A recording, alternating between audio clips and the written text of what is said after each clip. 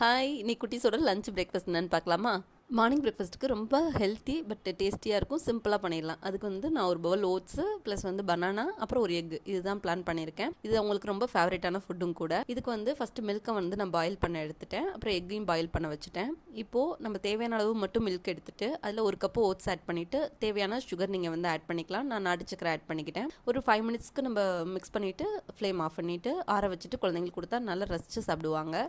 குட்டீஸோட லஞ்சுக்கு பன்னீர் பிரியாணியும் அதுக்கு ஆனியன் ரைத்தாவும் தான் பிளான் பண்ணியிருக்கேன். இது அவங்களோட ஃபேவரேட். இதுக்கு நம்ம ஒரு குக்கர் எடுத்துக்கலாம். அதில் 2 tablespoon oil, 1/2 spoon ghee add பண்ணியிருக்கேன். ஹோல் ஸ்பைசஸ் ஒரு நம்பர் ஆட் பண்ணியிருக்கேன். இதுக்கப்புறம் கொஞ்சம் சோம்பு போட்டு பொரிஞ்சதுக்கப்புறம் 1/4 ஸ்பூன் மிளகாய் தூள், 2 பெரிய வெங்காயம் தின்னாக ஸ்லைஸ் பண்ணி அதையும் நான் ஆட் பண்ணிக்கிறேன். ஃப்ளேமை மீடியம் டு லோ ஃப்ளேம் வச்சு நல்லா ஃப்ரை பண்ணி எடுத்துக்கணும். அதுக்குள்ளே நம்ம பன்னீரை கட் பண்ணிக்கலாம். இது ஹோம்மேட் பன்னீர், ரொம்ப சாஃப்டாக ரொம்ப டேஸ்ட்டாக இருக்கும். இது எப்படி பண்ணுறதுன்னு சொல்லிட்டு நான் உங்களுக்கு இன்னொரு வீடியோவில் கொடுக்குறேன். இது நான் எவ்வளோ பீஸ் நம்மளுக்கு எப்படி வேணுமோ அந்த ஷேப்பில் கட் பண்ணிவிட்டு அதுக்கப்புறம் தோசை தவாவில் போட்டு கொஞ்சம் மஞ்சத்தூள், மிளகாய்த்தூள், உப்பு போட்டு இதை நல்லா ஃப்ரை பண்ணி எடுத்துக்கணும். கடையில் வாங்குற மாதிரியே பன்னீர் வீட்டிலே நம்ம அழகாக பண்ணிடலாம். வீட்டில் பால் மட்டும் இருந்தால் போதும். பன்னீர் நம்ம வீட்டிலே இந்த மாதிரி சாஃப்டாக அதே டெக்ஸ்டரில் மேக் பண்ணலாம்.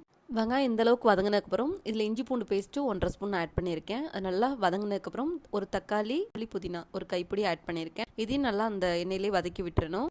இது வதங்குற கேப்பில் நம்ம பன்னீரை ஃப்ரை பண்ணி எடுத்துக்கலாம். அதுக்கு நான் ஒரு தோசை தவாவில் கொஞ்சோண்டு எண்ணெய் ஊற்றிட்டு மஞ்சத்தூள், மிளகாய்த்தூள், உப்பு மட்டும் நல்லா எல்லா சைடும் ரோஸ்ட் ஆகிற மாதிரி ரோஸ்ட் பண்ணி எடுத்துக்கிட்டேன்.